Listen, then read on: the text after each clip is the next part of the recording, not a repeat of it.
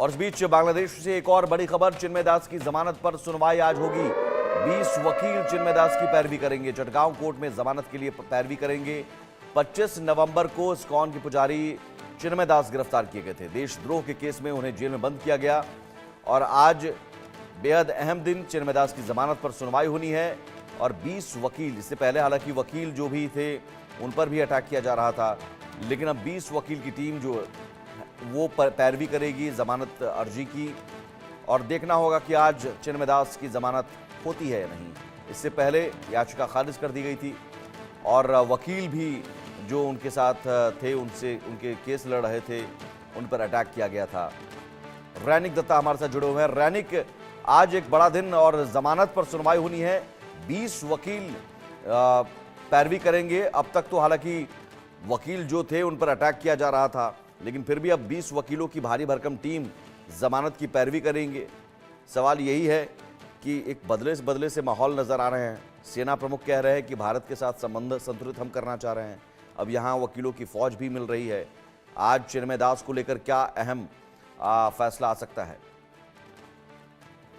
हाँ, एकदम देखिए, आज बांग्लादेश के लिए एक बहुत ही बड़ा दिन है, क्योंकि एक तरफ बांग्लादेश का जो आर्मी चीफ, उनकी तरफ से कल जो बयान आया था उसमें साफ है कि भारत के साथ जो तनाव का माहौल बांग्लादेश के बने हुए थे, वो तनाव का माहौल को ठीक करने का कोशिश अभी बांग्लादेश का इंटरिम गवर्नमेंट करना चाह रहे हैं। दूसरी तरफ आज चिन्मय कृष्ण दास यानी इस्कॉन का जो भक्त चिन्मय कृष्ण दास, उनका मामले पर आज सुनवाई है। और इस सुनवाई में दूसरा एक तस्वीर देखने को मिल रहा है, क्योंकि पिछले अगर तस्वीर देखेंगे तो दिखाई देगा कि चिन्मय कृष्ण दास के खिलाफ में चिन्मय कृष्ण दास को होकर कोई एडवोकेट खड़ा होने के लिए राजी नहीं था। दूसरी तरफ दूसरा दिन जब हियरिंग था, उसी टाइम पर चिन्मय कृष्ण दास का जो एडवोकेट था उनको पीटा गया था, उनको मारकर हॉस्पिटलाइज कर दिया गया था। उसके बाद से कोई एक भी एडवोकेट चिन्मय कृष्ण दास का होकर लड़ने के लिए राजी नहीं था। ठीक उसी टाइम पर, उसी जगह पर आज चिन्मय कृष्ण दास के होकर करीब 20 के ऊपर जो एडवोकेट, वो एडवोकेट का टीम तैयार हो चुका है। चिन्मय कृष्ण दास का जो मेन एडवोकेट था,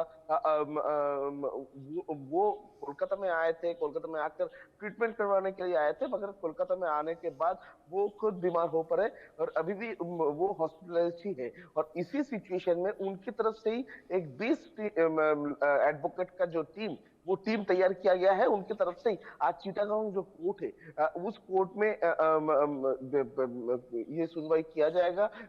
इस कोर्ट में 20 जो एडवोकेट वो चिन्मय कृष्ण दास को होकर सवाल करेंगे। और ये सवाल में 2-3 पॉइंट्स सबसे महत्वपूर्ण होने जा रहा है। जैसे कि एडवोकेट्स की तरफ से कहा जा रहा है कि चिन्मय कृष्ण दास को जो गिरफ्तार किया गया था, ये गिरफ्तारी का ग्राउंड क्या है, कौन से बेसिस पर चिन्मय कृष्ण दास को गिरफ्तार किया गया था। अगर चिन्मय कृष्ण दास को देशद्रोह के मामले में गिरफ्तार किया जा रहा है, तो चिन्मय कृष्ण दास देश को होकर देश के लिए जो काम किए थे उसके ऊपर क्यों ध्यान नहीं दिया जा रहा है। इस तरीके का बयान भी सामने आ सकता है। और उसके साथ साथ ही चिन्मय कृष्ण दास देश के लिए, बांग्लादेश के लिए क्या क्या किए।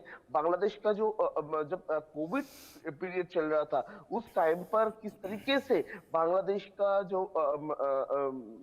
लो कैटेगरी लोग हैं, जो जो लोग स्लम एरिया में रहते हैं, उनके लिए किस तरीके से चिन्मय कृष्ण दास सामने आए थे, किस किस तरीके से काम किए थे, उस बारे में भी आज कोर्ट के सामने ये 20 एडवोकेट की तरफ से दलील पेश किया जा सकता है। और उसके साथ साथ ही किस तरीके से चिन्मय कृष्ण दास से नहीं, चिन्मय कृष्ण दास के अलावा जो माइनॉरिटीज है उसके ऊपर किस तरीके से हमला किया जा रहा है, और किस तरीके से जो हिंदू लोग हैं उनके खिलाफ में मामला दायर किया जा रहा है इंटरिम गवर्नमेंट की तरफ से, उसका दलील भी पेश हो सकता है। क्योंकि जैसे कि सूत्रों के हवाले से खबर मिल रहा है कि बांग्लादेश का जो ह्यूमन राइट्स कमीशन है, उनके पास अभी तक जो कंप्लेन दायर किया गया है, उसमें बहुत सारे कंप्लेन ऐसा है कि अगर कोई हिंदू हुए तो उनके खिलाफ में झूठे मामला दायर किया जा रहा है। और जी। ये झूठे मामला दायर किया जा रहा है किसकी तरफ से? कोई पॉलिटिकल पार्टीज की तरफ से। चिन्मय कृष्ण दास के मामले पर भी सेम ही दलील है, क्योंकि चिन्मय कृष्ण दास के खिलाफ में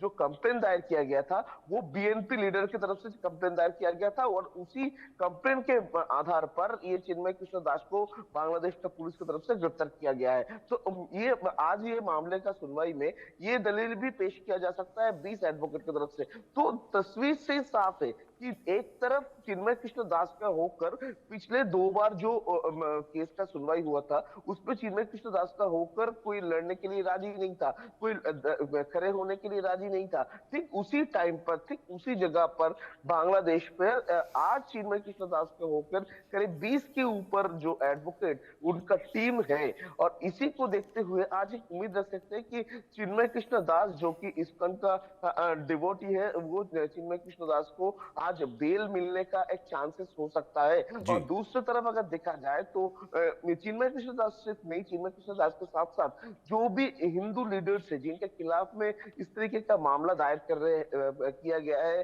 जिनको गिरफ्तार किया गया है, उनके लिए भी आज एक बड़ा दिन है। क्योंकि चिन्मय कृष्ण दास का ये सुनवाई पूरा उन लोगों का जो भी मामला है उस मामला पे एक नया मोड़ ले आ सकता है, और उन लोगों के पास भी एक उम्मीद हो सकता है चिन्मय कृष्ण दास का आज सुनवाई में क्या होगा, इसके ऊपर ही सबका नजर रखना पड़ेगा। बिल्कुल, बहुत शुक्रिया रैनिक। देखना होगा कि आज जमानत मिलती है या नहीं। फिलहाल अपडेट्स के लिए तमाम